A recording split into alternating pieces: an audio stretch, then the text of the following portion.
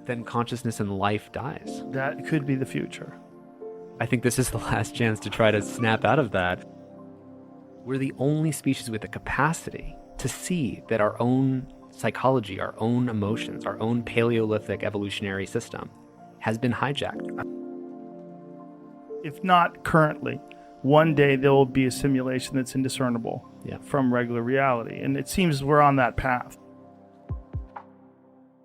This is the thing, is warping our view of reality. It's an algorithm issue, right? I'm pointing at a thing at your brain to figure out how can I show you an infinite feed that just maximally enrages you? And when you're sitting there and you think, okay, I'm gonna look at this one thing on Facebook because my friend invited me to this event, or it's this one post I have to look at. And then next thing you know, you find yourself scrolling through the thing for like an hour. Right. And you say, man, that was on me. I should have had more self-control. But there, behind the screen, behind that glass slab, is like a supercomputer pointed at your brain that is predicting the perfect thing to show you next. And it'll figure out the right thing to show you that it knows will keep you there. What is their business model? It's engagement. It's like, how do I get that attention at all costs? Yeah. So algorithms is one piece of that. Meaning, when you're on a news feed, like, I don't want to just show you any news. I want to show you the most viral, engaging, like longest argumentative comment threads news, right? So that's like pointing a $1 trillion market cap AI at your brain, saying, I'm going to show you the next perfect boogeyman for your nervous system, the thing that's going to make you upset, angry. It will just drive that over and over again and then repeat that thing. And that's one of the tools in the arsenal to get attention, is that the algorithms. Another one is technology making design decisions. Like, how do we inflate people's sense of beautification filters? They're all competing, first of all, to like inflate your sense of beauty. They're competing for who can give you a nicer filter, right? And then now, instead of waiting for you to actually add one, TikTok was actually found to actually do like a 2%, like just bare beautification filter on the no filter mode. Because the thing is, once they do that, the other guys have to do it too. Oh. So I just want to name that all of this is taking place in this race to capture human attention, because if I don't do it, the other guy will.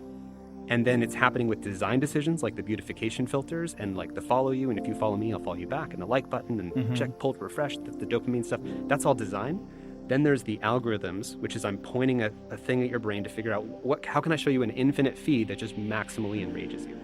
And we should talk about that, because that thing drives polarization, which breaks democracy. The problem statement for humanity is, he said, the fundamental problem of humanity is we have Paleolithic emotions and brains, like easy brains that are hackable for magicians.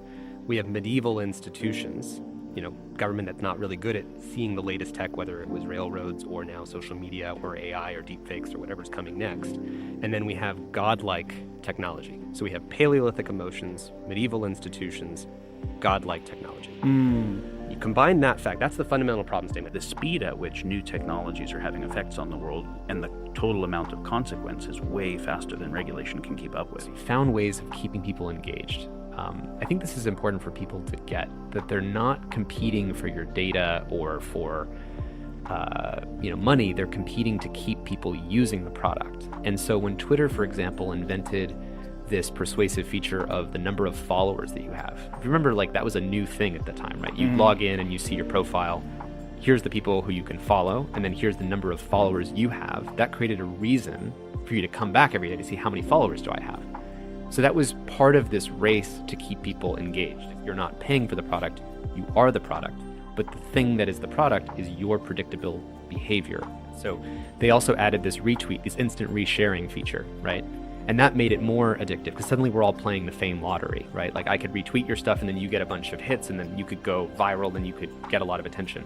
So then instead of the companies competing for attention, now each of us suddenly win the fame lottery over and over and over again, and we're getting attention. Jaron Lanier says in the film, if you just tilt society by 1 degree, 2 degrees, that's the whole world. That's what everyone is thinking and believing.